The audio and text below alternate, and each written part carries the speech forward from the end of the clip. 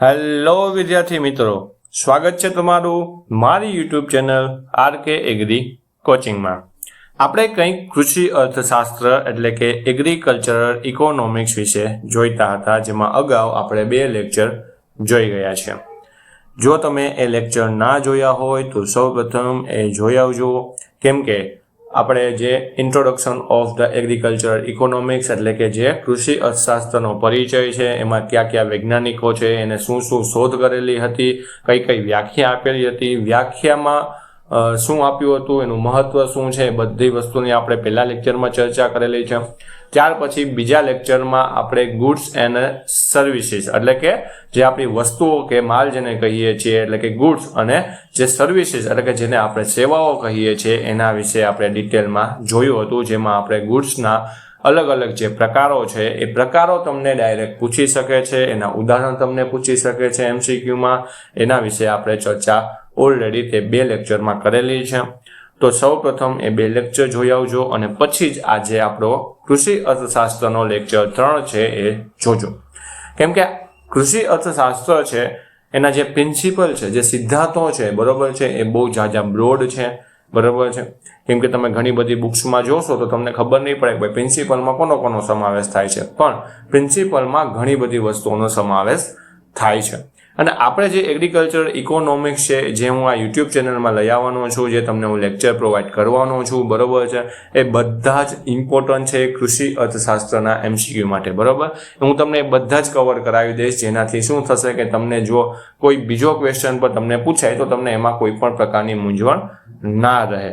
એના માટે આપણે બધું કૃષિનું અર્થશાસ્ત્રનું આપણે જેટલી વસ્તુ છે, બરોબર છે, ઇમ્પોર્ટન્ટ છે એક્ઝામ માટે અને MCQ જેમાંથી પૂછાય છે, એ બધા ટોપિક આપણે કવર કરવાના છે। તો આજે આપણે કૃષિ અર્થશાસ્ત્રના લેક્ચર 3માં યુટિલિટી, બરોબર, જેને આપણે તૃષ્ટિગુણ ગુજરાતીમાં અથવા તો ઉપયોગિતા કહીએ છીએ, બરોબર।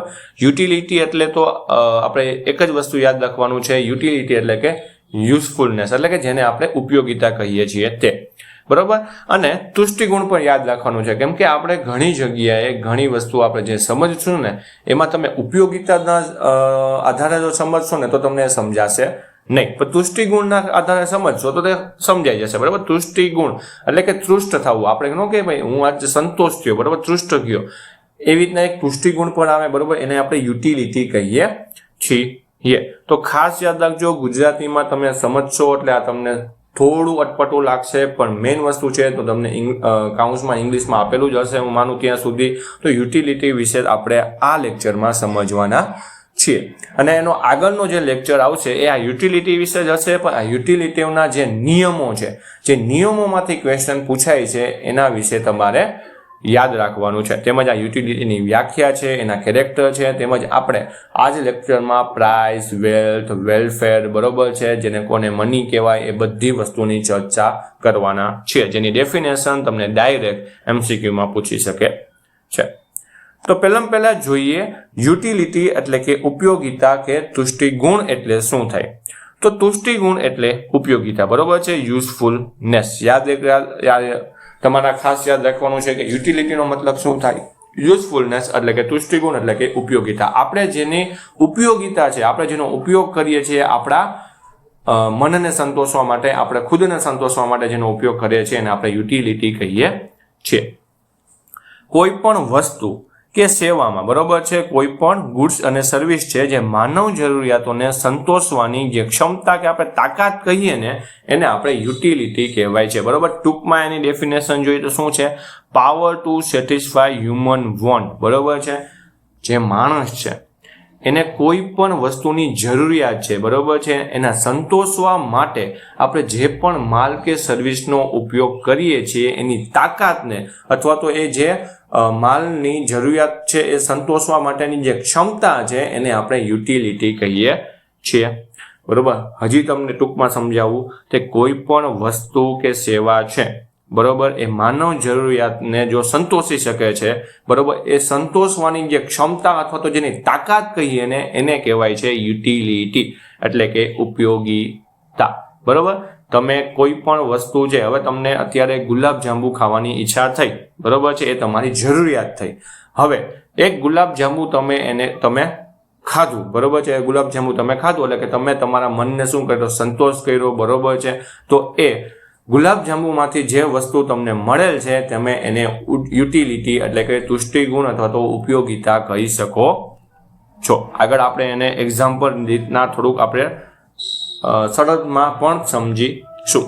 તો હવે આપણે જોઈએ તુષ્ટિગુણના લક્ષણો, બરાબર. તુષ્ટિગુણની વ્યાખ્યા છે, ખાસ યાદ રાખજો. તુષ્ટિગુણની વ્યાખ્યા શું કહેવામાં આવે છે કે જે માનવની જે જરૂરિયાતો છે, સંતોષવાની જે ક્ષમતા છે, બરાબર, કોઈ પણ વસ્તુ કે સેવા છે જે માનવ જરૂરિયાતોને સંતોષી શકે છે એ ક્ષમતા કે તાકાતને તમે યુટિલિટી અથવા એટલે કે ઉપયોગિતા અથવા તો તુષ્ટિગુણ કહી શકો છો.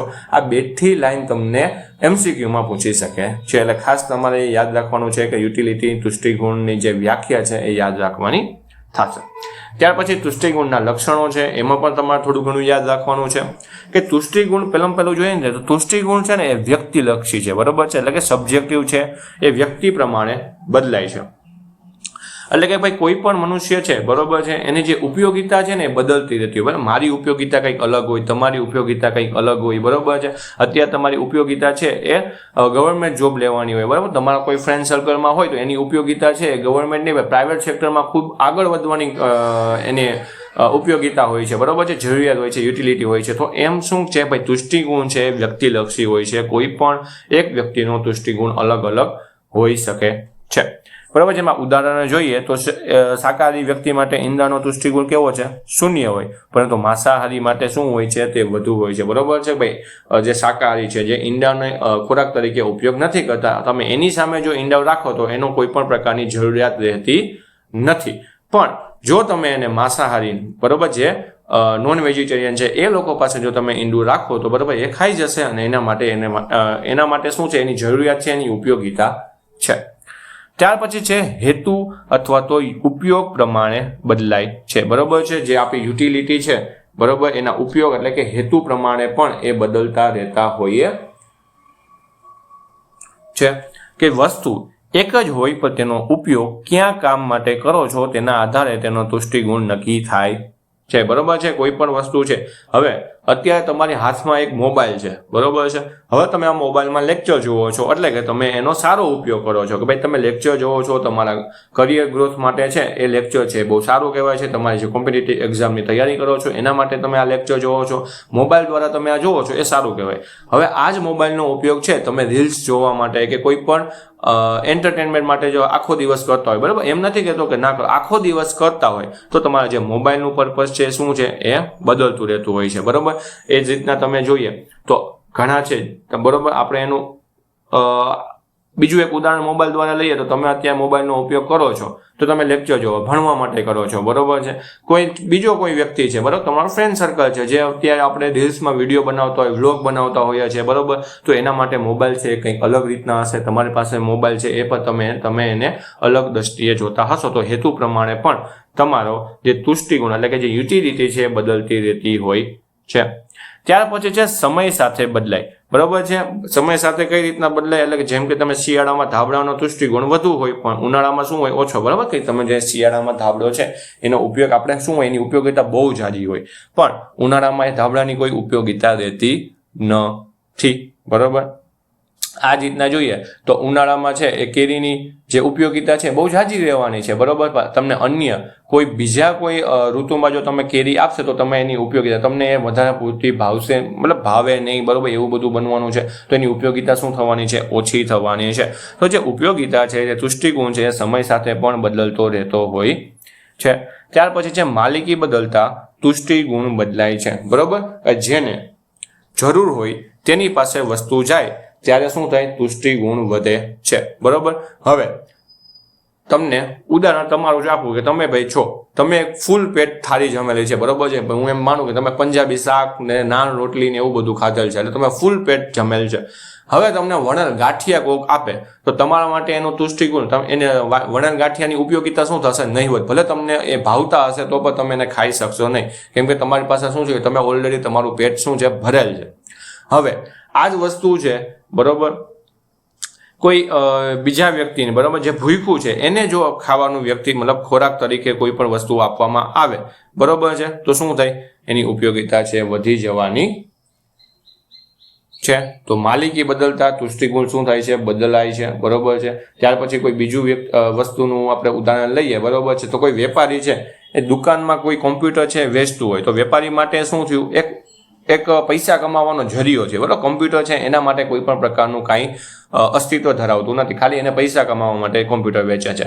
પણ કોઈ આઈટી વિભાગનો કોઈ માણસ છે, બરોબર, જે એપ ડેવલપર હોય છે, ગેમ ડેવલપર હોય છે, તો એને જો કોમ્પ્યુટર મળે તો એના માટે શું થયું? એની ઉપયોગિતા બદલી ગઈ. તો માલિકી કોની હતી? પહેલા કોઈ એક વેપારીની માલિકીની હતી, હવે એ કોઈ વ્યક્તિને વેચી દે છે જે આઈટી કંપનીમાં કામ કરે છે કે આઈટી વિભાગમાં કામ કરે છે. તો એના માટે શું થયું? એ માલિકી બદલતા શું થયું? ઉપયોગિતા એની વધી ગઈ.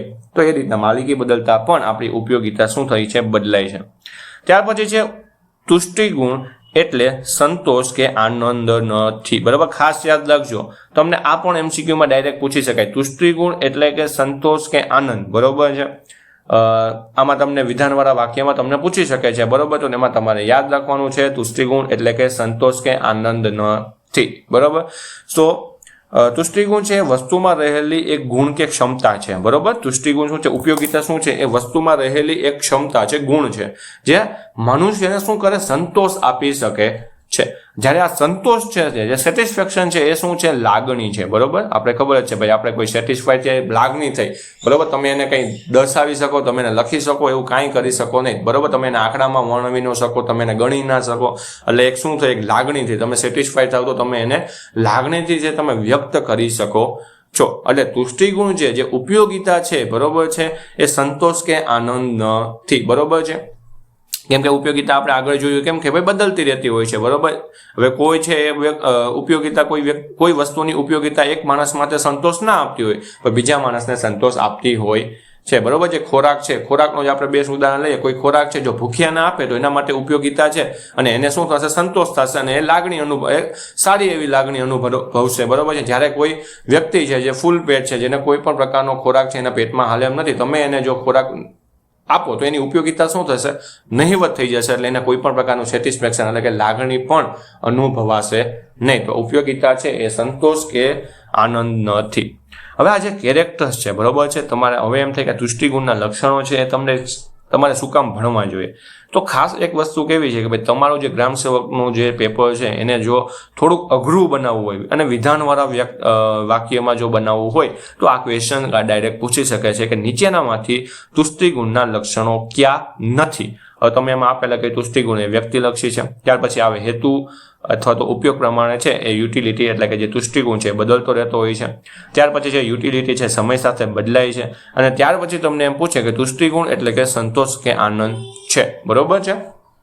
તો હવે એમાંથી તમને સાચા કયા કે ઉપરના 3 સાચા છે. હવે તુષ્ટિગુણ તમને યાદ રાખવું જોઈએ કે તુષ્ટિગુણ જે ઉપયોગિતા છે એ તમને સંતોષ કે આનંદ નથી. બરાબર, ઉપયોગિતા એટલે સંતોષ કે આનંદ નથી. બરાબર, તમને ઉપયોગિતા છે તમે જ્યારે તમે એનો ઉપયોગ કરો છો ત્યારે તમને એને સંતોષ મળે છે અને સંતોષ શું છે? એક લાગણી છે. બરોબર છે. તમે એને ગણી શકતા નથી. બહુ જાજો અટપટો થોડોક ટોપિક છે. બરોબર છે, પણ ખાસ યાદ રાખવાનું છે કેમ કે આમાંથી તમને બેઠા એમસીક્યુ પૂછી શકે છે અને આની જે વ્યાખ્યા છે ને એમાંથી જ તમને એમસીક્યુ પૂછે છે. અને હવે આ ખાસ જે ટાઈપ ઓફ યુટિલિટી એટલે કે તુષ્ટિગુણના પ્રકારો કે ઉપયોગિતાના જે પ્રકારો છે એ ખાસ યાદ રાખવાના છે કેમ કે એમાંથી ડાયરેક્ટ એમસીક્યુ પૂછે છે. ડાયરેક્ટ એમસીક્યુમાં તમને ડેફિનેશન આપેલી હોય છે અને લખી નાખેલું કે નીચેનામાંથી આ કયા પ્રકારની યુટિલિટી છે. બરોબર, તો એમાં 4 ઓપ્શન આપેલા હોય તો એમાંથી તમારે સાચો આન્સર આપવાનો હોય છે. તો તુષ્ટિગુણ વધારવાથી વસ્તુની એક આ ખાસ સેન્ટેન્સ યાદ રાખવાનું છે. તુષ્ટિગુણના વધારવાથી વસ્તુની કિંમતમાં પણ વધારો થાય છે. બરોબર છે. હવે કોઈ વસ્તુ છે, બરોબર, એટલે આપણે એક ઉદાહરણ તરીકે કોઈ કારનું ઉદાહરણ લઈએ. બરોબર, કોઈ કાર લઈ લઈએ. ભાઈ એક કાર છે, નામ નથી લેતો પણ એક કાર છે. બરોબર, અત્યારે એની ઉપયોગિતા કાંઈ છે નહીં એટલે એની પ્રાઇસ છે બહુ લો રાખેલી છે. હવે એક ટાઈમ એવો આવે છે કે ભાઈ એની ઉપયોગિતા વધેલી. બરાબર, કારની ઉપયોગિતા છે આપણે જોવા જઈએ તો ભાઈ નોન એફોર્ડેબલ, મતલબ અત્યારે એની પ્રાઇસ બહુ ઓછી છે. બરોબર, કોઈ લેવા અત્યારે તૈયાર નથી. બરોબર, હવે એમાં કોઈ મોડિફાઈ કરવામાં આવેલું. બરોબર, અને વ્યક્તિઓમાં એ રીતના માર્કેટિંગ કરવામાં આવેલું કે એના મનમાં એમ થયું કે ભાઈ આપણે કારની ઉપયોગિતા છે. બરોબર, અત્યારે હું ઘણા જે ટુ વ્હીલ જે હાંકતા હોય એને મનમાં એક ફિક્સ હોય કે ભાઈ અત્યારે મારે કોઈ કારની જરૂર નથી તો મારે કાર ના લેવી જોઈએ. પણ માર્કેટિંગ એવી રીતના કરવામાં આવે કારના જે કંપની દ્વારા કે ભાઈ જે લોકો છે એના મનમાં એક વસ્તુ ઉદ્ભવે કે ભાઈ હા આપણે કાર લેવી જોઈએ, કારની ઉપયોગિતા છે એનામાં જાગૃત કરવામાં આવે. તો કોઈ પણ વસ્તુની જે ઉપયોગિતા વધે એટલે કે યુટિલિટી વધે કે તુષ્ટિ ગુણ વધે તો ઓટોમેટિક શું થશે, એની પ્રાઇસ પણ વધશે. બરોબર. કોઈ મીઠાઈની વાત કરીએ કે ભાઈ કોઈ ડેરી વાળો છે, કોઈ એક પ્રોડક્ટ છે વેચતો હોય છે, મીઠાઈ વેચતો હોય છે, જો એની ઉપયોગિતા વધવા માંડે, બરોબર છે, તો એ શું કરશે, એની પ્રાઇસ પણ શું કરશે, વધારશે. હવે એને ખબર પડી ગઈ કે અત્યારે આ લોકોને વધારેમાં વધારાની ઉપયોગિતા છે, ભાઈ એને ઉપયોગ છે અને તુષ્ટિ ગુણ છે વધારે, યુટિલિટી વધારે છે મનુષ્યમાં, તો એ શું કરશે, એનો પ્રોફિટ તો જોવાનો જ છે એટલે શું કરશે, પ્રાઇસ પણ વધારશે. એટલે કે જ્યારે પણ યુટિલિટી એટલે કે તુષ્ટિ ગુણ વધે છે ત્યારે શું થાય છે, પ્રાઇસ પણ વધે છે. બરોબર. આ તમને ક્વેશ્ચન પૂછી શકાય છે, ડાયરેક્ટ તમને પૂછી શકાય તુષ્ટિ ગુણના વધારવાથી વસ્તુની કિંમતમાં ખાલી જગ્યા થાય છે. બરોબર. ઓપ્શન એ વધારો, ઓપ્શન બી ઘટાડો, ઓપ્શન સી વધારો અને ઘટાડો બંને, કે ઓપ્શન ડી કોઈ પણ નહીં. તો યાદ રાખજો શું થશે, કિંમતમાં વધારો થશે. હવે ટાઈપ જોઈએ તો પેલું છે ફોર્મ યુટિલિટી એટલે કે રૂપ અથવા તો આકાર તુષ્ટિ ગુણ. આ જે યુટિલિટી છે ને, જે ઉપયોગિતાના જે પ્રકારો છે ને, બરોબર છે, એ શું છે ખબર, એ બદલવાના આધારે, બરોબર, કોઈ પણ વસ્તુ છે એમાં કોઈ ચેન્જીસ કરવામાં આવે તો એની યુટિલિટી વધે છે, ઘટે છે. બરોબર. એના આધારે આપણે તુષ્ટિ ગુણના પ્રકારો એટલે કે જે ઉપયોગિતાના પ્રકારો છે એના અલગ અલગ પ્રકારો આપવામાં આવેલા છે. બરોબર. ખાસ યાદ રાખજો કઈ રીતના કે એક વસ્તુ છે એની એમાં કંઈક મોડિફિકેશન, એમાં કંઈક ચેન્જ કરવામાં આવે જેથી એની ઉપયોગિતા શું થાય, વધે. બરોબર. વધારવા માટે જ આપણે યુટિલિટી છે એના ટાઈપના પ્રકારો કરવામાં આવેલા છે. બરોબર. પણ એક વસ્તુમાંથી જે વસ્તુ છે એને વસ્તુમાં કંઈક ચેન્જીસ કરવામાં આવે તો એની ઉપયોગિતા કાં વધી શકે છે કાં ઘટી શકે છે. તો પહેલે છે ફોર્મ યુટિલિટી એટલે કે રૂપ અને આકાર તુષ્ટિ ગુણ. તો ખાસ યાદ રાખજો એની વ્યાખ્યા છે કે પ્રોસેસિંગ દ્વારા કાચા માલને તૈયાર માલમાં બદલીને રૂપ તુષ્ટિ ગુણ સર્જાય છે. બરોબર. કોઈ પણ કાચો માલ છે એને તૈયાર માલમાં જો બદલવામાં આવે તો જે ઉપયોગિતા સર્જાય એને કઈ ઉપયોગિતા કહેવાય છે, અને રૂપ અથવા તો આકારની એટલે કે ફોર્મ ઉપયોગિતા કહેવામાં આવે છે. જેના ઉદાહરણ નીચે આપણે જોઈએ તો ડાંગરમાંથી જે ચોખા બનાવવા, બરોબર, આપણે ચોખાનો પછી ઉપયોગ કરી શકીએ. ડાયરેક્ટ ડાંગર છે એનો આપણે ખોરાક તરીકે ઉપયોગ નથી કરી શકતા. ત્યાર પછી જે ઘઉંમાંથી મેંદો અને લોટ, તો ઘઉંની જે ઉપયોગિતા છે તે આપણે શું કહેવાય, બહુ નહિવત કહેવાય. બરોબર. ડાયરેક્ટ તમે ઘઉં ખાવ છો નહીં, એને શું કરો છો, ઘઉંમાંથી જો એને લોટ બનાવવામાં આવે, બરોબર, ઘઉંમાંથી લોટ બનાવવામાં આવે તો એની ઉપયોગિતા શું થશે, વધશે. બરોબર. હવે એક બેઝિક એમનું એક્ઝામ્પલ લઈ લે તો તમારી ઘરે જો ઘઉં પડેલા હોય, ખાલી ઘઉં પડેલા હોય, લોટ નથી, ખાલી ઘઉં પડેલા હોય, તો શું તમે એમાંથી તમારી ઉપયોગિતા સંતોષી પામશો? નહીં તમે કરી. બરાબર. તમે એમાં ડાયરેક્ટ ઘઉં ખાઈને તમે તમારું પેટ છે એને ભરી ના શકો, મતલબ કે તમે ખોરાક ગ્રહણ ના કરી શકો. તમારે શું કરવું પડે, એ જે ઘઉં છે એમાંથી લોટ દળવો પડે, લોટમાંથી તમારે રોટલી બનાવવી પડે, રોટલીને તમારે શેકવી પડે, ત્યાર પછી તમને શું કરો, એ જે ઘઉંની રોટલી છે એ તમે ખાઈ શકો છો અને તમારી જે ઉપયોગિતા, તમારી જે જરૂરિયાત છે તમે એને સંતોષી શકો છો. તો આ રીતના તમારી ઉપયોગિતા બદલાવીને તમે એક ફોર્મ યુટિલિટી એટલે કે રૂપ અને આકાર તુષ્ટિ ગુણ છે એ તમે સર્જી શકો છો. ત્યાર પછી છે પ્લેસ યુટિલિટી એટલે કે સ્થળનો તુષ્ટિગુણ એટલે કે સ્થળની ઉપયોગિતા. બરોબર છે. તો સ્થળની ઉપયોગિતા એટલે શું કે ભાઈ કોઈક સ્થળે એનું જે મહત્વ છે, એની ઉપયોગિતા છે બહુ ઝાઝી હશે અને કોઈક એવી જગ્યા હશે જ્યાં એની ઉપયોગિતા છે શું થાય, નહિવત થાય અથવા તો કાંઈ હોય જ નહીં. બરોબર. એક જ વસ્તુ છે જેની ઉપયોગિતા સ્થળ પ્રમાણે બદલતી રહેતી હોય છે. તો વાહન વ્યવહાર દ્વારા વસ્તુને વધુ જથ્થાવાળા સ્થળેથી જરૂરિયાતવાળા સ્થળે તમે પહોંચાડો તો તેની સ્થળની શું થાય, જે ઉપયોગિતા છે એ સર્જાશે. બરોબર. સ્થળની ઉપયોગિતા સર્જાશે. જેમાં ઉદાહરણ તમને નીચે આપેલું છે કે કાશ્મીરમાં જે સફરજનનું ઉત્પાદન વધુ હોય તે તુષ્ટિગુણ શું હોય, ઓછો હોય. પણ તેને રાજસ્થાન કે ગુજરાતમાં જો આપણે એને લઈ આવવામાં આવે તો તેની તુષ્ટિગુણ શું થાય, વધી જાય છે. હવે આ જ ઉદાહરણમાંથી તમને એક ઓલું તમને તુષ્ટિગુણ વધારવાથી વસ્તુની કિંમતમાં પણ વધારો થાય એ પણ તમને ખબર પડી જાય. હવે તમને કઈ રીતના, જો કાશ્મીરમાં સફરજનનું ઉત્પાદન વધુ છે, બરોબર, ત્યાં તુષ્ટિગુણ શું છે, ઉપયોગિતા, એની ઉપયોગિતા શું છે, ઓછી છે. બરોબર. હવે તમે જો કાશ્મીરમાં તમે ગયા હોય તો તેમાં તમે જોવો તો ત્યાં તમને સફરજન એમનેમ તમને મળી જાય. બરોબર. એમાં કોઈ તમારે એટલા બધા રૂપિયા પણ દેવા પડે નહીં, કેમ કે ત્યાં શું એના ઝાડવા છે તમને મળી રહેવાના છે, તો ત્યાંથી તમે તોડીને ડાયરેક્ટ ખાઈ શકો છો. પોતાને તમે રાજસ્થાન કે ગુજરાત લઈ આવો તો ત્યાં શું થાય, હવે ત્યાં એનો તુષ્ટિગુણ એની ઉપયોગિતા શું થાય, વધી જાય. કેમ કે આપણે કોઈ અહીં સફરજન એવું થતું, સફરજન અહીં આપણે થતા નથી, આપણા વાતાવરણમાં સફરજન નથી થતા. તો હવે તમે જુઓ તો સફરજનની ઉપયોગિતા આપણા માટે શું થાય, વધારે થાય. કેમ કે અહીંયા કંઈ આપણે હાલતા જતા હોય તો આપણે કંઈ સફરજન મળી જવાનો નથી. તો હવે તમે જુઓ કે ભાઈ જે કાશ્મીરમાં સફરજનની પ્રાઇસ આવે ને 5 રૂપિયા હશે, બરાબર, આપણે ખાલી ઉદાહરણ તરીકે કિલોના 5 રૂપિયા હશે. હવે ત્યાં શું કામ 5 રૂપિયા છે? કેમ કે ત્યાં એની ઉપયોગિતા નથી, ત્યાં એનો તુષ્ટિગુણ નથી. હવે એને તમે ગુજરાતમાં લઈ આવો તો એની ઉપયોગિતા શું થઈ, વધી ગઈ. અને અહીં તમને ખબર જ છે કે ભાઈ સફરજનનો ભાવ શું હોય, 100 રૂપિયા પ્રતિ કિલો. કેમ કે ઉપયોગિતા વધે એમ પ્રાઇસ વધે છે, બરાબર. આપણે અગાઉ જ તમને કીધું ઉપયોગિતા વધે એમ પ્રાઇસ વધે. તો અહીં તમે જોઈ શકો છો એનું ઉદાહરણ એ રીતના જ છે કે ભાઈ ગુજરાતમાં તમે સફરજન લઈ આવો તો એની ઉપયોગિતા શું થશે, વધશે અને પ્રાઇસ પણ વધશે. અને આ એક વસ્તુનું બીજી જગ્યાએ તમે સ્થળાંતર કરો છો અને ઉપયોગિતામાં વધારો જો જોવા મળે છે, એ જે વસ્તુ થાય છે એને સ્થળ તુષ્ટિગુણ અથવા તો સ્થળની ઉપયોગિતા કહેવામાં આવે છે. ત્યાર પછી ત્રીજો પ્રકાર છે ટાઈમ યુટિલિટી, એટલે કે સમય પ્રમાણેની ઉપયોગિતા. બરોબર, આપણે જેની ટાઈમ યુટિલિટીમાં આપણે આગળ એક ઉદાહરણ જોયું કે ધાબળાવાળું, કે ભાઈ જેમાં ઉનાળામાં છે, બરોબર, ઉનાળાનો જે સમય હોય ત્યારે તમે જુઓ તો ધાબળાની કોઈ પણ પ્રકારની ઉપયોગિતા નથી રહેતી. પણ જ્યારે શિયાળાનો સમય હોય ત્યારે શું કહે, ધાબળાની ઉપયોગિતા શું થાય છે, બહુ વધારેમાં વધારે થાય છે.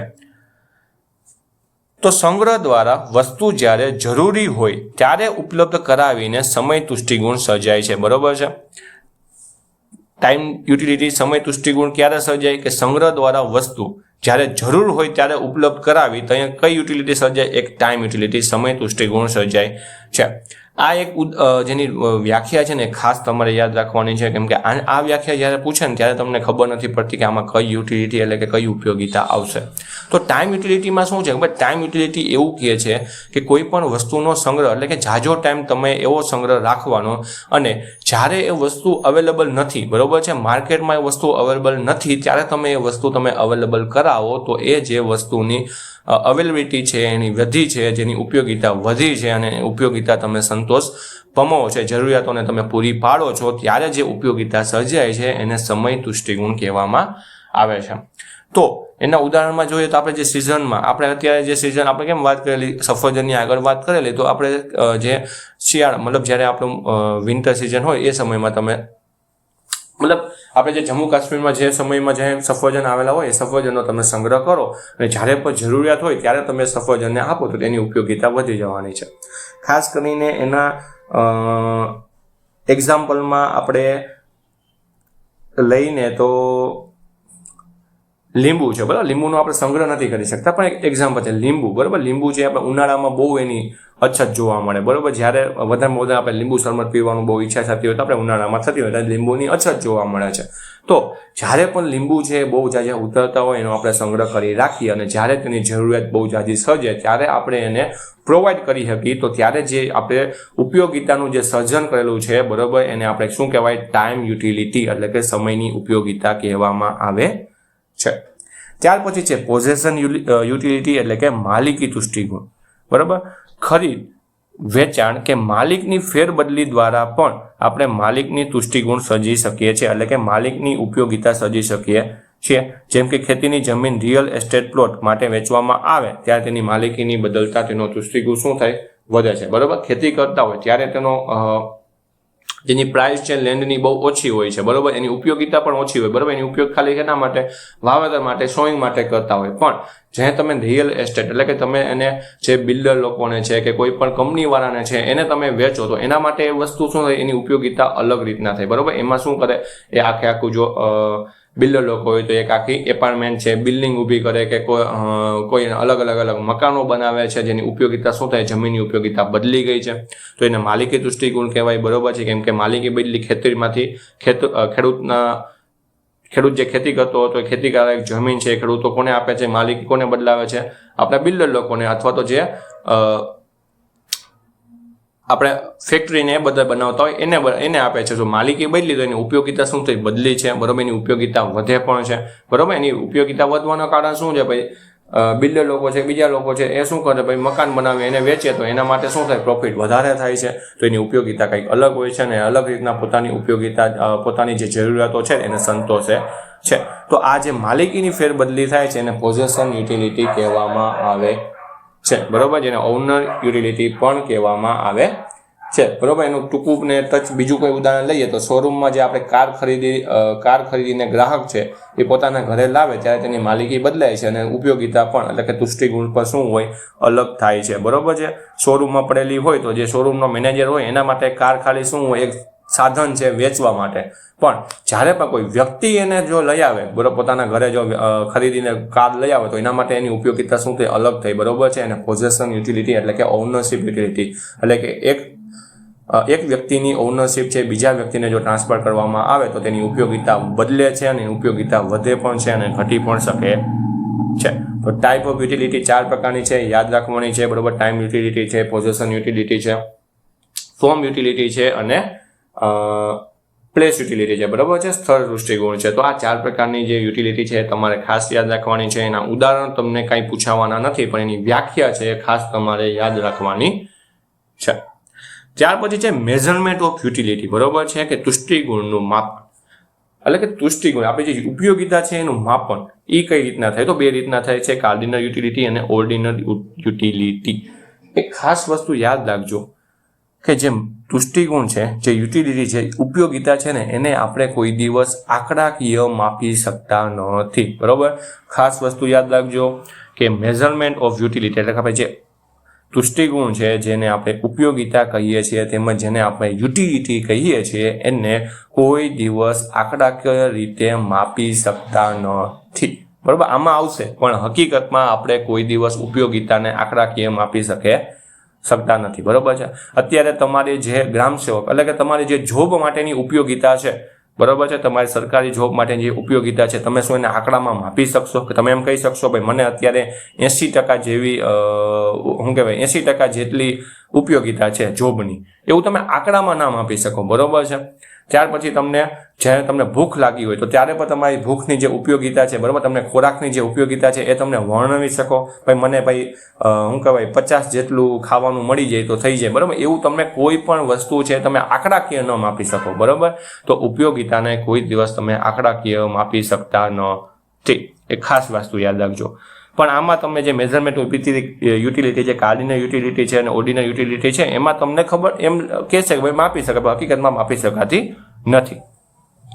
તો પેલું છે કાર્ડિનલ યુટિલિટી, જેને સંખ્યાવાચક તુષ્ટિગુણ અથવા તો સંખ્યાવાચક ઉપયોગિતા કહેવાય છે.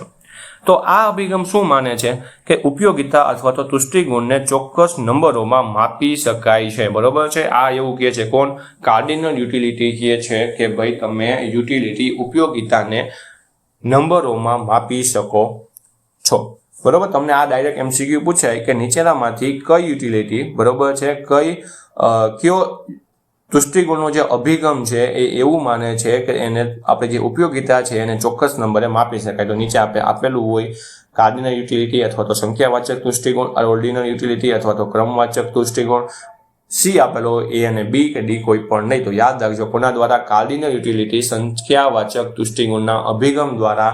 આ અભિગમ એવું કહે છે કે ભાઈ જે તુષ્ટિગુણ છે તમે એને નંબરોમાં માપી શકો છો, જેને શું કહેવાય? યુટિલ્સ કહેવામાં આવે છે, બરોબર. જે તમે માપો છો, બરોબર, જે આંકડાકીય તમે આ 1, 2 કે 3, 4 વસ્તુમાં તમે જે માપો છો ને આ એકને તમે યુટિલ્સ કહો છો, બરોબર. કાર્ડિનલ યુટિલિટીમાં જેમાં ઉદાહરણમાં છે ગ્રાહકનો અધિક સંતોષ, બરોબર, જે કન્ઝ્યુમર સરપ્લસ છે, બરોબર.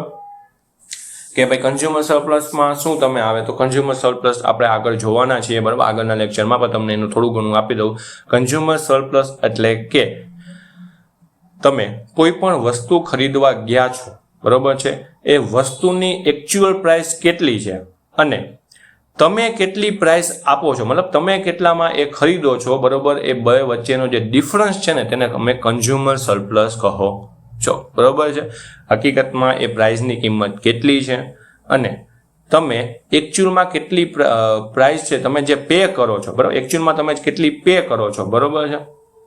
તો એ બે વચ્ચેનો જે ડિફરન્સ છે ને એને તમે કન્ઝ્યુમર સરપ્લસ કહો છો. અને કન્ઝ્યુમર સરપ્લસ છે એ પોઝિટિવ વસ્તુ છે, બરોબર. હવે કોઈ પણ વસ્તુની એકચ્યુઅલ પ્રાઇસ છે 100 રૂપિયા અને તમે હવે માળી ધોળીને બરોબર છે તમે બાર્ગેનિંગ કરો હારી પૈટનું કે ભાઈ આમ હે હું તમારી દુકાનેથી આવું છું વગેરે વગેરે તમે કહીને તમે વસ્તુ 80 રૂપિયામાં લ્યો છો બરોબર છે.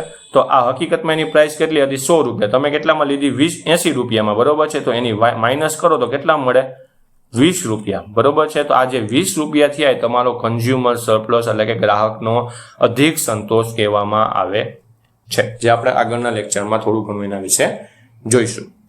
ત્યાર પછી છે ઓર્ડિનલ યુટિલિટી એટલે કે ક્રમવાચક તુષ્ટિ ગુણ. એટલે આ અભિગમ એવું કહે છે કે તુષ્ટિ ગુણને આંકડાકીય મૂલ્યો આપવાને બદલે તેને પસંદગીના ક્રમ આપી શકાય છે બરોબર છે. ઓર્ડિનલ આપણે કાર્ડિનલ યુટિલિટી શું કહેતા હતા કે તમે જે વસ્તુ જે તમારી ઉપયોગિતા છે ને તમે એને આંકડાકીય તમે માહિતી દર્શાવી શકો છો બરોબર. કઈ રીતના? તો તમને અત્યારે તમે એક સફરજન ખાવ છો બરોબર, તો એમાંથી તમને 10 યુટિલ્સ મળ્યા બરોબર છે, અને તમે આ માપો છો બરોબર.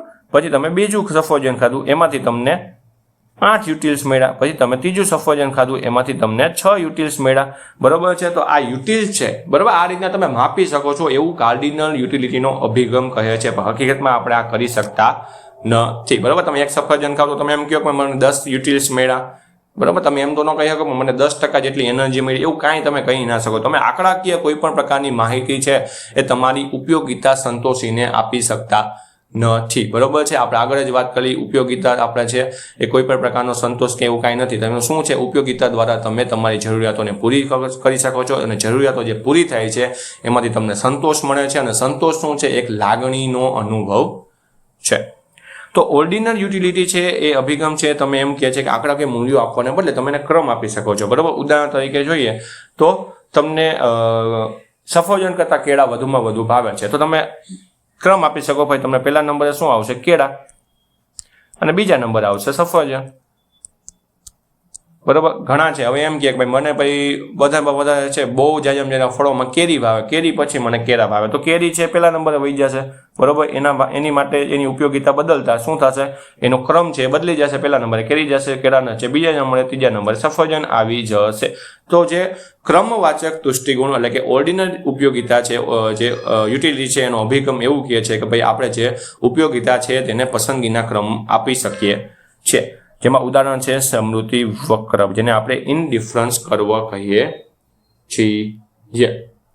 અને નીચે જો આપેલું તુષ્ટિગુણ છે ગણી શકાતો નથી, માત્ર સરખામણી કરી શકાય છે બરોબર. તમે છે તુષ્ટિગુણનું છે એને તમે ગણી નથી શકતા બરાબર. આપણે એમ જોયું કે ભાઈ તમે સફરજન ખાવ છો, સફરજન જે ખાવ છો બરોબર છે એમાંથી તમને 10 યુટિલ્સ મળ્યા, કે બીજું સફરજન ખાધું તમને 8 યુટિલ્સ મળ્યા, એવું તમે કોઈ કહી શકતા નથી. પણ તમે એની સરખામણી કરી શકો ભાઈ મને સફરજન ખાવું અને કેળા ખાવ એના કરતાં સફરજન ખાઉં છું ને કેળા પણ ખાઉં છું, તો મને કેળામાંથી મને જાજી વસ્તુ મળે છે બરાબર છે, મને કેલ્શિયમ જાજુ મળે છે જે સફરજનમાં એટલું બધું મને મળતું નથી. તો એ તમે છે ને કહી શકો છો, પણ તમે એને માપી શકતા નથી. એટલે તમે એની સરખામણી કહી શકો છો કે આના કરતાં આ બેટર છે અને આના કરતાં આ બેટર છે. ત્યાર પછી આ સમૃદ્ધિ વક્ર એટલે શું બરોબર, એ પણ આપણે આગળના લેક્ચરમાં જોવાના છીએ, પણ એ તમને કહી દઉં કે ભાઈ આ વસ્તુ એવું કે છે ઇનડિફરન્સ કરવા કે બે વસ્તુઓ છે બરોબર છે એનું એવું કોમ્બિનેશન બનાવવામાં આવે બરોબર. બે અલગ અલગ વસ્તુ છે બરોબર છે, એની ઉપયોગિતા પણ અલગ અલગ છે, પણ એ બે વસ્તુનું એવું કોમ્બિનેશન કરવામાં આવે જેમાંથી ગ્રાહક છે એને એક સરખો સંતોષ મળે, જેથી તે કોઈ પણ એક કોમ્બિનેશન માટે શું થાય તટસ્થ થઈ જાય, એટલે કે ઇનડિફરન્સ થઈ જાય બરોબર, ઇનડિફરન્ટ થઈ જાય. આ સમૃદ્ધિ વક્ર છે એને આપણે આગળના લેક્ચરમાં છે ઉદાહરણ સહિત થોડુંક વધારે ડિટેલમાં જોઈશું બરાબર છે. અત્યારે તમને એમ કહી દઉં કે આ વસ્તુ એવું કહેવા માંગે છે ભાઈ બે વસ્તુ છે એની કોમ્બિનેશન એ રીતના કરવાથી જેનાથી મનુષ્યમાં વધુમાં વધુ મેક્સિમમ છે એનો સંતોષ મળે બરોબર. થોડું ઘણું ઉદાહરણ તમે લઈ લો કે શાક અને રોટલી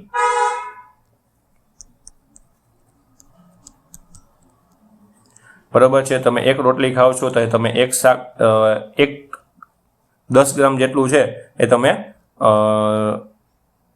શાક અહીં 10 ગ્રામ જેટલું શાક ખાવ છો તો અહીં તમે એક રોટલી ખાવ છો બરોબર છે. અહીં 20 ગ્રામ જેવું થાય તો અહીંયા 2 થાય છે, અહીં 25 થાય તો અહીં 3 થાય છે બરોબર છે. તો આ અલગ અલગ છે.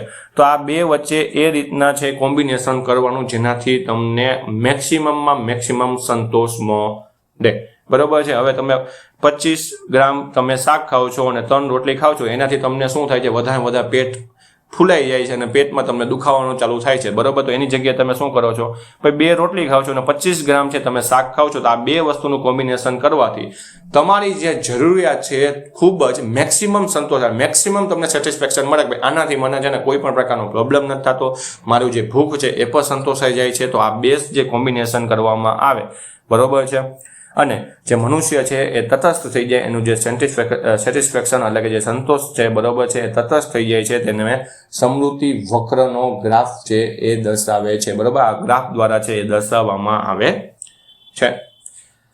હવે જે આપણી યુટિલિટી હતી એ પૂર્ણ થાય છે, બરોબર છે. હવે જે આપણે શરૂ કરવાના છીએ તે છે પ્રાઇસ, વેલ્થ, વેલફેર અને મની, બરોબર. કિંમત, સંપત્તિ, કલ્યાણ અને નાણાં કોને કહેવાય ને એના વિશે ચર્ચા કરવાના છે. જેમાં પહેલું છે વેલ્થ, બરોબર. આપણે વેલ્થ વિશે જે સંપત્તિ વિશે છે થોડી ઘણી પહેલા લેક્ચરમાં પણ વાત કરેલી હતી, બરોબર છે. વેલ્થ છે કોના દ્વારા આપવામાં આવેલું હતું એ બધી વાત આપણે કરેલી હતી. તો વેલ્થ એટલે શું કે એ પૈસા કે જે ભૌતિક વસ્તુઓ છે, બરોબર છે, એ પૈસા કે ભૌતિક વસ્તુઓ, બરોબર છે. સંપત્તિ છે, આપણે સંપત્તિ કોને કહીએ, ભાઈ મારી પાસે મકાન છે, મારી પાસે કાર છે, મારી પાસે 4-5 માળની બિલ્ડિંગ છે, તો મારી પાસે જે લેન્ડ છે, બરોબર, જમીન છે, એને હું સંપત્તિ કહી શકું છું, બરોબર. મારા ખાલી પૈસા છે એને હું ખાલી સંપત્તિ ના કહું, બરોબર.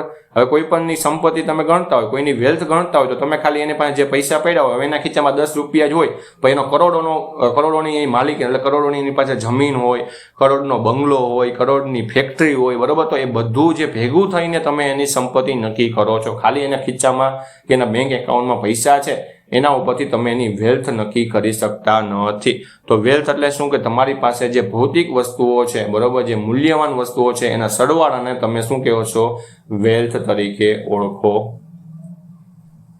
છો. સિગરેટ વેચીને પૈસા મળે તો એ સંપત્તિ ગણાય, બરોબર છે. હા, એ તો આપણે કીધું ભાઈ સિગરેટ વેચીને તમને જે પૈસા મળે તેને તો આપણે સંપત્તિ, તમે વેલ્થ કહી શકો છો. પણ તેનાથી સ્વાસ્થ્ય બગડે છે તેથી તેને વેલફેર ન ગણાય, બરોબર. આ વસ્તુની વાત તો આપણે આગળ કરેલી હતી, બરોબર છે, કે ભાઈ વેલ્થ છે, બરોબર છે, એ જરૂરી નથી, બરોબર. સંપત્તિ છે એ કોઈનું કલ્યાણ જ કરે, બરોબર, એ કોઈકનું અકલ્યાણ પણ કરતું હોય છે, બરોબર. જે અહીં સિગરેટ છે વેચીને તમે પૈસા મળે છે, બરોબર, સંપત્તિ તમે ગણી શકો, પણ એનાથી તમે કોઈનું કલ્યાણ કર્યું એ કહી શકો ને, વેલફેર કરો એ કહી શકાય નહીં, બરોબર. આલ્ફર્ડ માર્શલે જે વેલ્થની ડેફિનેશન આપેલી હતી, બરોબર છે, એમાં આના કારણે જ એ શું થયું હતો, ક્રિટિસાઇઝ થયો હતો, ભાઈ એને બધાએ એમ કીધું હતું ભાઈ તારી વ્યાખ્યા છે એ શું છે, ખોટી છે, કેમ કે તમે ખાલી સંપત્તિની વાત કરેલી છે, તમે મનુષ્યના કલ્યાણની વાત કરેલી નથી. તો કલ્યાણ કોને કહેવાય, કલ્યાણ એટલે કે વ્યક્તિનું ભલું અથવા તો ખુશી, બરોબર છે. કોઈ પણ વ્યક્તિનું ભલું કરો છો, બરોબર છે. ખુશી એટલે કે કોઈ પણ ભૂખ્યો માણસ હોય તમે એને ખોરાક પૂરો પાડો તો તમે એનું કલ્યાણ કર્યું કહેવાય, બરોબર છે. કોઈ માણસને અત્યારે તમે રસ્તામાં હાલ્યા જતા હોય, બરોબર છે, કોઈ માણસ છે એને ચક્કર આવતા હોય, એ થોડોક આમ લથડાતો હોય ને ત્યાં બેસી જાય તો તમે એને પૂછો અને તમે એના માટે પાણી પ્રોવાઈડ કરો, તમે ક્યાંકથી બાજુમાં જે મેડિકલ હોય ત્યાં મેડિકલ શોપમાંથી તમે એને દવા પ્રોવાઈડ કરો તો તમે એ દ્વારા તમે એનું કલ્યાણ કર્યું કહેવાય, બરોબર છે. સૂર્યપ્રકાશ કે ચોખ્ખી હવા જે મફત છે પરંતુ તે આપણું શું કરે છે, કલ્યાણ કરે છે. તો વેલ્થ અને વેલફેર એક ખબર જ તમારે એનો ડિફરન્સ છે, તમને ખબર જ છે કે ભાઈ વેલ્થ કોને કહેવાય ને વેલફેર કોને કહેવાય. વેલ્થ એટલે કે સંપત્તિ અને વેલફેર એટલે કે કલ્યાણ, બરોબર છે. બધી જ આપણે કહીએ ને કે ભાઈ બધા વેલ્થ દ્વારા છે આપણે કોઈનું કલ્યાણ કરી શકતા નથી, બરોબર. કોક સંપત્તિ એવી છે જે મનુષ્યનું અહિત કરે છે, બરોબર, એનું કલ્યાણ કરતું નથી. ત્યાર પછી જે ટાઈપ ઓફ વેલ્થ એટલે કે સંપત્તિના પ્રકાર, જેમાં પહેલું છે વ્યક્તિગત સંપત્તિ એટલે કે કોઈ મારી એક માલિકીની હોય તો એને આપણે વ્યક્તિગત સંપત્તિ નહીં કહીએ. કોઈ એક વ્યક્તિની માલિકીની સંપત્તિ હોય તો તેને ઇન્ડિવિજ્યુઅલ વેલ્થ કહેવાય, જેમાં સોનું આવી ગયું, જમીન આવી ગયું, બરોબર છે, તમારા પપ્પા છે, તમારા દાદા છે કે તમારા નામે છે, તમારા મમ્મીના નામે છે, કોઈ પણ પ્રકારની લેન્ડ હોય તો એ વ્યક્તિગત થઈ કહેવાય, બરોબર છે. હા, એક છે ભાઈ વારસામાં આવવાની છે, પણ તમારી પાસે જો કોઈ પણ પ્રકારનો જમીનનો ટુકડો હોય તો એ તમારું વ્યક્તિગત કહેવાય છે. એમાં કોઈ પણ બીજા છે એ આવીને ન કહી જાય કે આ મારી માલિકીનો છે, તો તેને આપણે ઇન્ડિવિજ્યુઅલ વેલ્થ કહેવાય. ત્યાર પછી છે સોશિયલ વેલ્થ, બરોબર છે, જે આખા સમાજ કે પ્રજાની સંયુક્ત માલિકીની હોય, બરોબર. કોઈ પણ સમાજ છે, આપણે ગામમાં કોઈ સમાજ હોય, બરોબર છે, જેમાં આપણે લગ્ન પ્રસંગો કરતા હોય, કોઈ પણ પ્રસંગ છે ત્યાં ઉજવતા હોય તો એ સમાજ છે એ શું કહેવાય, એ સોશિયલ વેલ્થ કહેવાય, એટલે સમાજ એટલે જાહેર સંપત્તિ કહેવામાં આવે છે, બરોબર. આપણે જે બસ સ્ટેન્ડ કહીએ, રેલવે સ્ટેશન કહીએ, બધા જ કેમાં આવશે? આપણે જાહેર સંપત્તિ એટલે કે સામાજિકમાં આવશે, બરોબર. જે રેલવે સ્ટેશન, જે પબ્લિક ગાર્ડ, બગીચો છે, બધા સામાજિકમાં આવશે. ત્યાર પછી છે નેશનલ વેલ્થ એટલે કે દેશની સરહદ અંદર આવેલી તમામ સંપત્તિને આપણે નેશનલ વેલ્થ કહેવાય, બરોબર. જેમાં આપણે નદીઓ આવી ગયા, જંગલો આવી ગયા, આપણી સરકારી મિલકતો છે, બરોબર. જે આપણા ભારતની બોર્ડરની અંદરમાં જે આવેલા છે એને આપણે નેશનલ વેલ્થ કહેવાય છે. જે આપણી સંપત્તિ છે, બરોબર, જેની કંઈક કિંમત છે, બરોબર, એને આપણે નેશનલ વેલ્થ કહીએ છીએ. ત્યાર પછી છે વિશ્વ સંપત્તિ, બરોબર છે. કોસ્મોપોલિટિયન વેલ્થ, બરોબર, જે સમગ્ર વિશ્વની શાહીયાની માલિકી, બરોબર. જેમાં દરિયો અને મહાનગર, આપણે જે દરિયો છે, બરોબર, એમાં કોઈ પર્ટિક્યુલર દેશ આવીને એમ ન કહીએ, બરોબર, અમેરિકા આવીને એમ ન કહીએ કે આ દરિયો કોનો છે? મારો છે. નહીં, એવો કોઈ પણ દેશ છે એ પોતાની માલિકી દર્શાવી શકતો નથી, બરોબર. જે માલિકી દર્શાવી શકતા ન હોય તો એને આપણે વિશ્વ માટે ખુલ્લું કરી દઈએ, બરોબર, વિશ્વની સંપત્તિ ગણીએ છીએ, બરોબર છે.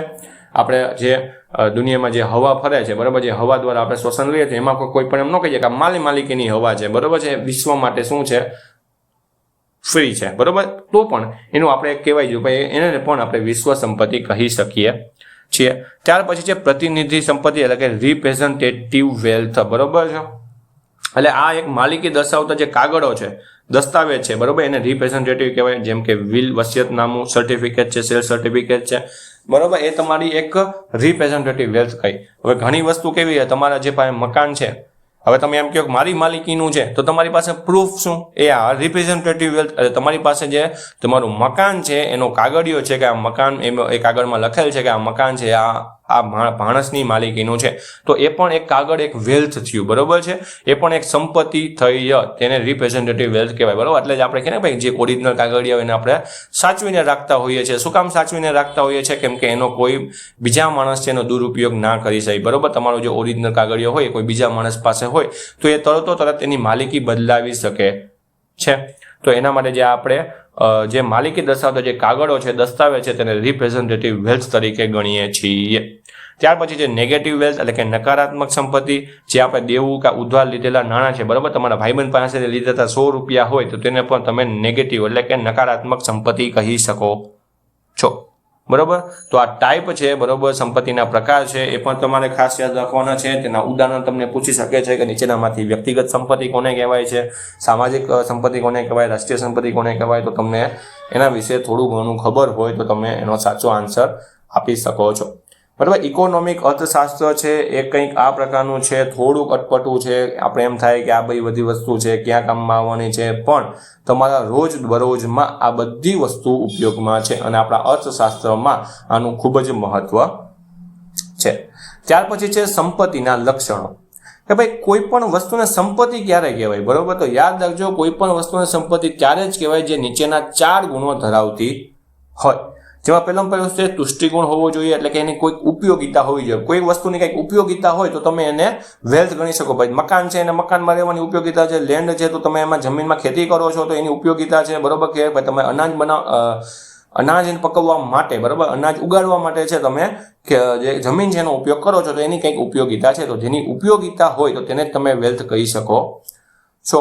કે વસ્તુ માનવીની જરૂરિયાત પૂરી કરવાની ક્ષમતા ધરાવતી હોવી જોઈએ, બરોબર છે. કોઈ પણ મશીનરી, કોઈ પણ વસ્તુ છે માનવીની જરૂરિયાત છે પૂરી કરતું હોય તો તમે એને વેલ્થ એટલે કે સંપત્તિ કહી શકો. ત્યાર પછી છે સ્કેર, અછત મર્યાદિત હોવી જોઈએ. તે વસ્તુ પૂરતા પ્રમાણમાં ઉપલબ્ધ ન હોવી જોઈએ. જેમ કે હવા અને સૂર્યપ્રકાશ અમર્યાદિત છે, તેથી તે સંપત્તિ નથી, પરંતુ સોનું કે જમીન મર્યાદિત છે, બરોબર. તમારી પાસે 15 વીઘા જમીન છે, બરોબર. હું તમને કહું તમારી પાસે 15 વીઘા જમીન છે તો તમારી પાસે એની કઈ કિંમત થાય, બરોબર. હવે તમારી પાસે અનગણિત, બરોબર, બહુ સારી બધી જમીન હોય, તમે ગણાય નહીં, બરોબર. એટલી જમીન તમારી પાસે હોય તો એની કઈ કિંમત થવાની નથી, બરોબર. તો એવું સ્કેર, અછત વાળું, મર્યાદિત હોવી જોઈએ, બરોબર. કોઈ પણ વસ્તુની ઉપયોગિતા છે મર્યાદિત હોય તો એની એક વેલ્થ ગણાય છે. ત્યાર પછી ટ્રાન્સફરેબલ એટલે કે ફેર બદલી શક્ય હોવી જોઈએ, બરોબર. તો તેને બીજા વ્યક્તિને વેચી કે ટ્રાન્સફર કરી શકાતી હોવી જોઈએ તો તમે એને વેલ્થ ગણી શકો. તમારી પાસે જે સંપત્તિ છે તમે ત્યાં સંપત્તિ ક્યારે કહી શકો? ભાઈ તમે એને વેચી શકો જોઈએ, એને તમે ટ્રાન્સફર કરી શકવા જોઈએ, એની માલિકી ટ્રાન્સફર થવી જોઈએ, બરોબર છે. તો જ તમે એને વેલ્થ સંપત્તિ ગણી શકો છો. ત્યાર પછી છે એક્સટર્નલ ટુ પર્સન, બરોબર, વ્યક્તિથી અલગ અથવા તો બાહ્ય હોવી જોઈએ. તે વસ્તુ વ્યક્તિના શરીર કે ગુણથી અલગ હોવી જોઈએ. જેમ કે તમારી બુદ્ધિ કે ગાયિકાનો ગુણ ટ્રાન્સફર ન થઈ શકે, તેથી તમે એને સંપત્તિ કહી શકો નહીં. પણ તમારી કાર કે મકાન બાહ્ય છે એટલે તે સંપત્તિ છે. બરોબર, અત્યારે તમે વાંચો છો, બરોબર, તમને વધારેમાં વધારે તમને આ એક પર્ટિક્યુલર સબ્જેક્ટ વિષય ઉપર તમને વધારેમાં વધારે જ્ઞાન છે, તમે એનામાં સ્કિલ છે, તો એને તમે સંપત્તિ ના કહી શકો. પણ એના દ્વારા તમે જે રૂપિયા કમાવો છો, એ રૂપિયા કમાઈને તમે જે વસ્તુ ખરીદો છો, કોઈ મકાન હોય, કાર હોય, બાઇક હોય, જમીન હોય, કોઈ પણ વસ્તુ તમે ખરીદતા હોય, બરોબર છે, અને એની કંઈક કિંમત હોય, બરોબર, તમે એને ટ્રાન્સફર કરી શકો છો. એક માણસથી બીજા માણસમાં તમે માલિકીમાં ટ્રાન્સફર કરી શકો છો. એ મર્યાદિત વસ્તુમાં હોય છે, બરોબર, બહુ જાજો એનો હોતો નથી, અને તમારી જરૂરિયાતોને છે એ, બરોબર, એ પૂરી કરવાની ક્ષમતા પણ ધરાવે છે. તો આ બધી વસ્તુ હોય તો તમે એને સંપત્તિ કહી શકો છો, બરોબર છે. તો આ 4 વસ્તુ પણ તમારે ખાસ યાદ રાખવાની છે. વિધાનવાળા વાક્યમાં આ પૂછી શકે છે.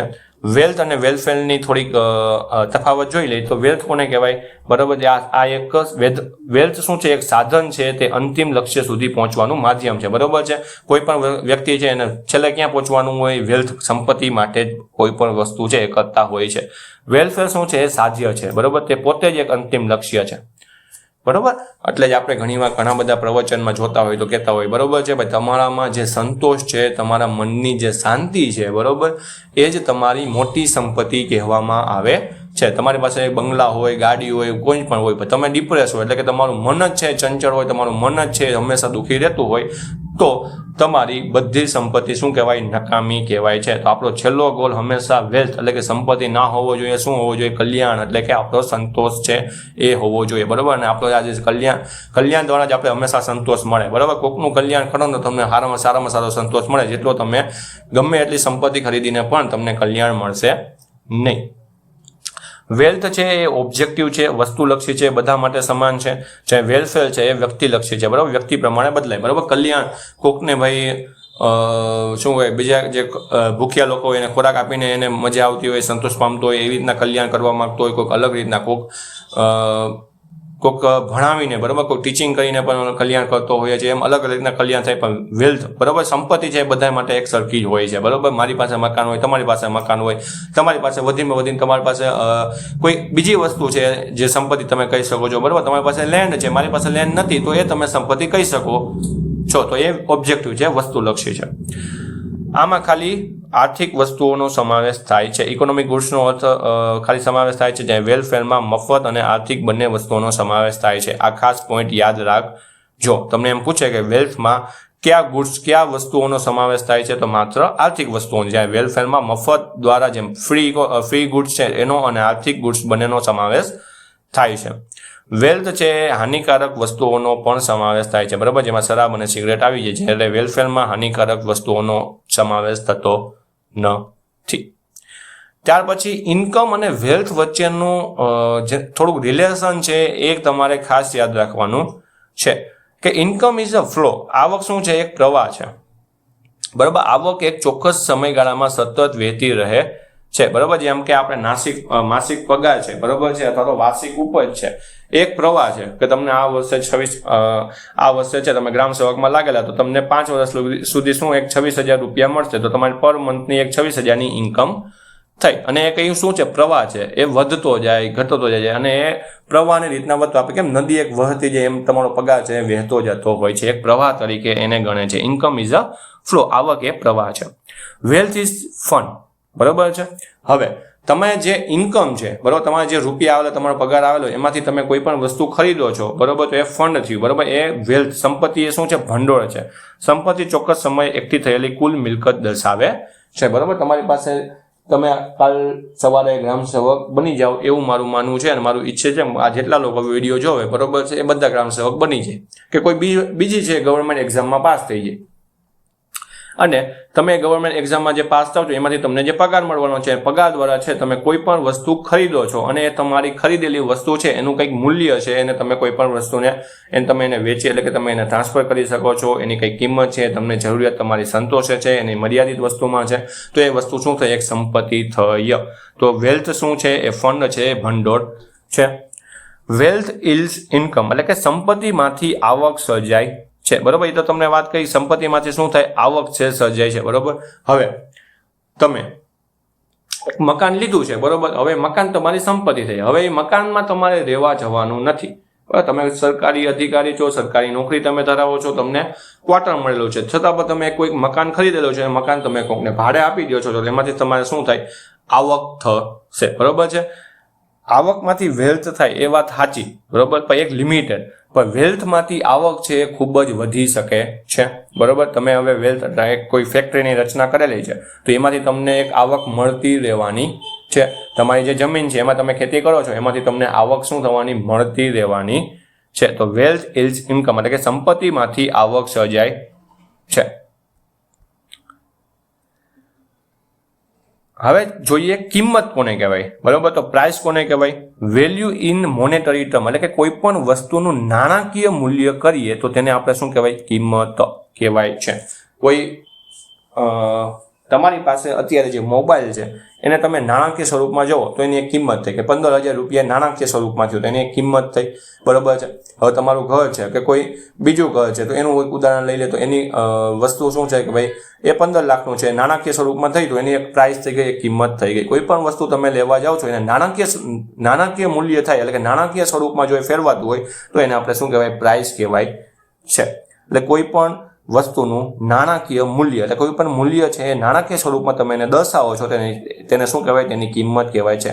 શું કીધું, કોઈ પણ વસ્તુનું જે મૂલ્ય છે તમે એને નાણાકીય સ્વરૂપમાં દર્શાવો છો તો તેને શું કહેવાય, કિંમત કહેવાય છે.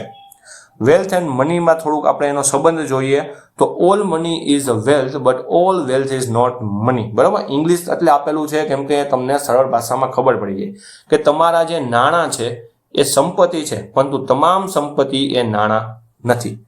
તમારી પાસે 500 રૂપિયાની નોટ છે, બરોબર છે, એને તમે સંપત્તિ કહી શકો છો, બરાબર. આપણે આગળ વાત કરેલી એને તમે સંપત્તિ તો કહી જ શકો છો, બરોબર, પણ તમે એને ટોટલ સંપત્તિ નથી કહેતા. તમારી પાસે જે નાણાં છે, રૂપિયા છે, એને સંપત્તિ કહી શકો છો, પણ જે તમારી પાસે સંપત્તિ છે એને નાણાં ન કહી શકો, બરાબર. તમારા મકાનને તમે એમ કહી શકો કે આ 50,000 રૂપિયા છે, તમે એમ ના કહી શકો, બરાબર છે. તો all money is a wealth but all wealth is not money, એટલે કે તમામ નાણાં છે એ સંપત્તિ છે, પણ તમામ સંપત્તિ એ નાણાં નથી, બરાબર. એનું કારણ તમે જો આપેલું નાણાં એ સંપત્તિનું એક સ્વરૂપ છે, પણ તમારી પાસે રહેલી જમીન, સોનું કે ટ્રેક્ટર પણ સંપત્તિ છે, જે રોકડા નાણાં નથી, બરાબર. રોકડા નાણાં હોય, બરોબર છે, એને તમે વેલ્થ કરી શકો છો. પછી જે વેલ્યુ કોને કહેવાય, મૂલ્ય કોને કહેવાય, તો જેનું વિનિમય મૂલ્ય હોય કે એક વસ્તુના બદલામાં તમે બીજી વસ્તુ કે નાણાં મેળવવાની ક્ષમતા ધરાવતા હોય તેને એને મૂલ્ય કહેવાય, બરાબર. કોઈ પણ વસ્તુનું મૂલ્ય કોને કહેવાય, ભાઈ એ વસ્તુ છે તમે વેચો છો તો તમને ચોક્કસ નાણાં મળે છે, અથવા તો એ વસ્તુ દ્વારા તમે બીજી વસ્તુ ખરીદી શકો છો, બરાબર છે. એ વસ્તુના બદલામાં તમને બીજી વસ્તુ મળે છે તો એ વસ્તુનું કંઈક મૂલ્ય કહેવાય છે, તેને મૂલ્ય કહેવાય.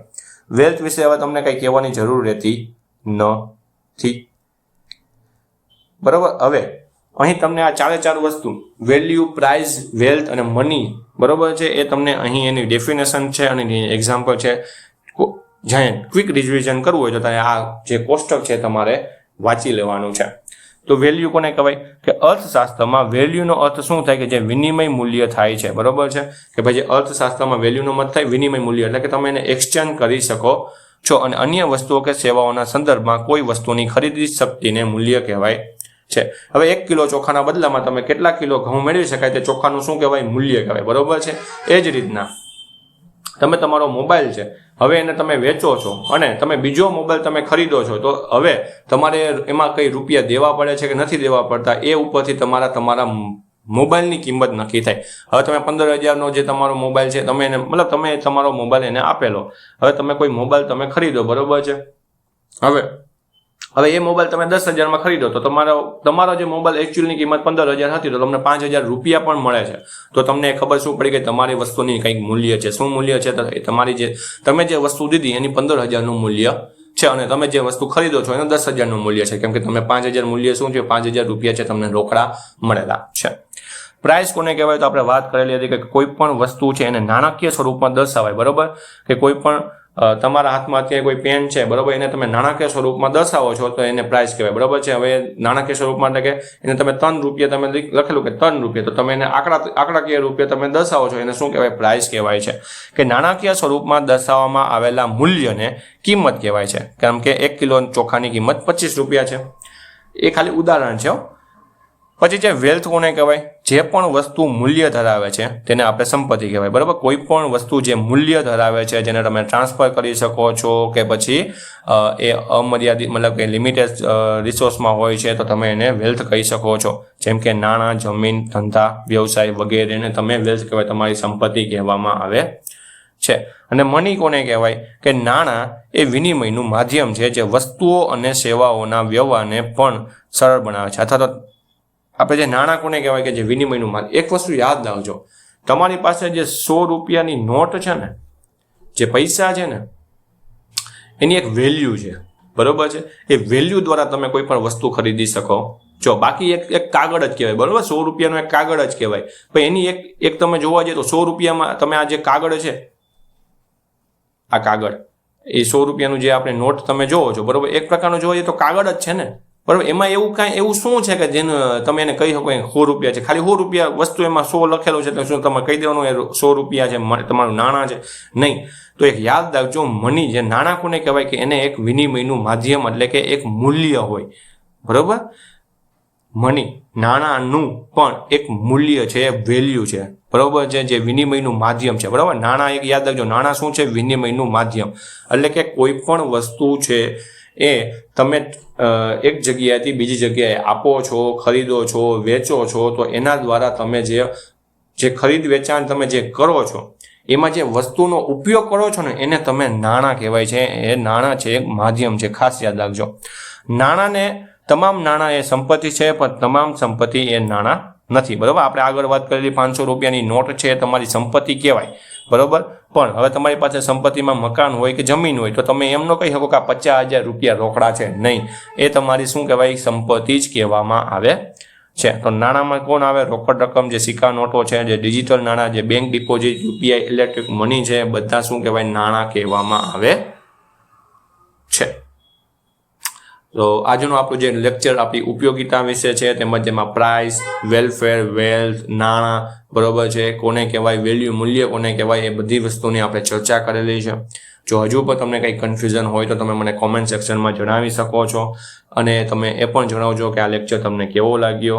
થોડુંક અટપટું છે, બરોબર. ખાસ તમે થોડું ઘણું વાંચશો એટલે તમને આ વસ્તુ યાદ રહી જશે. ખાસ તમારે એમાંથી તમારી વ્યાખ્યાઓ જે છે ને, એ ખાસ યાદ રાખવાની છે. કેમ કે આમાંથી આ જે લેક્ચર મેં આ મૂકેલો છે ને, યુટિલિટી, ઉપયોગિતાનો, એમાંથી જેટલી વસ્તુ છે એમાંથી બેઠા તમને વ્યાખ્યા જ પૂછશે. ડાયરેક્ટ લીટી આપેલી હશે અને છેલ્લે ખાલી જગ્યા આપેલી હશે અને નીચે 4 ઓપ્શન આપેલા હશે, એમાંથી તમારે ટીક કરવાનો હશે. તો ઉપયોગિતામાંથી આ 4 વ્યાખ્યાઓમાંથી ક્વેશ્ચન પૂછાય છે. આના પછીનો લેક્ચર છે એ પણ એક ઉપયોગિતામાં છે, પણ ઉપયોગિતાના જે નિયમો છે, બરોબર છે, એ નિયમો વિશે જોવાના છે કે નિયમોમાંથી કઈ રીતના MCQ પૂછાય છે અને નિયમો શું કહેવા માંગે છે.